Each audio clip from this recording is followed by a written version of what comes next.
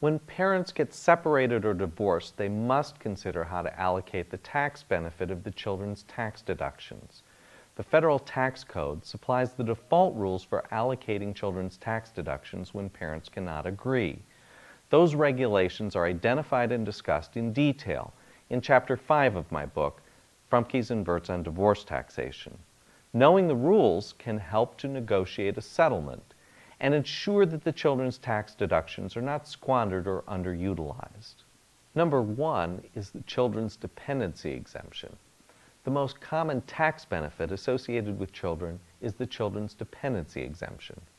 In the absence of an agreement or court order, the dependency exemption for dependent children is allocated to the custodial parent.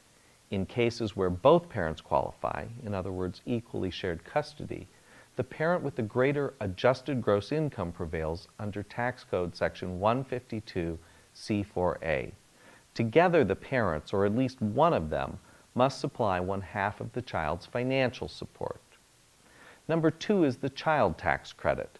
The parent who actually claims the dependency exemption can claim the child tax credit, which is a $1,000 refundable credit.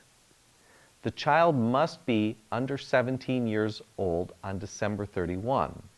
A taxpayer who files as head of household or married filing separately must earn modified gross income of less than $55,000 per year, inflation adjusted, after which the credit is phased out by $50 for each $1,000 of additional income. Number 3 is the child care tax credit. By filing IRS Form 2441, a parent who files single, joint, or head of household, but not married filing separately, may deduct child care expenses for a dependent child who is under age 13, up to a maximum of $3,000 per child per year, or $6,000 maximum, if the child care was incurred for the purpose of pursuing gainful employment. The credit is equal to 35% of the child care expense actually paid for taxpayers earning $15,000 or less. There is a phase-out of 1% for each $2,000 of taxable income over $15,000, but the credit will not be less than 20%. These are 3 of the most common children's tax deductions. In contentious cases, it is common for parents who disagree about who will claim the child's tax deductions, especially the dependency exemption. It is one of the most litigated issues in tax court. If both parents claim the dependency exemption for the same child, the custodial parent will always win that battle. But the custodial parent has the right to assign the dependency exemption to the other parent by signing the IRS Form 8332. Form 8332 is one of the most important tax forms for separated and divorced parents.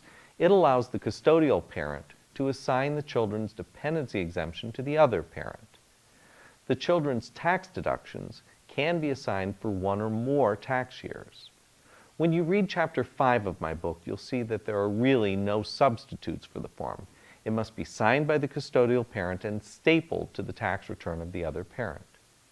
When you negotiate a separation agreement or consent order, you should also sign IRS Form 8332 if you are agreeing to allocate the children's tax deductions.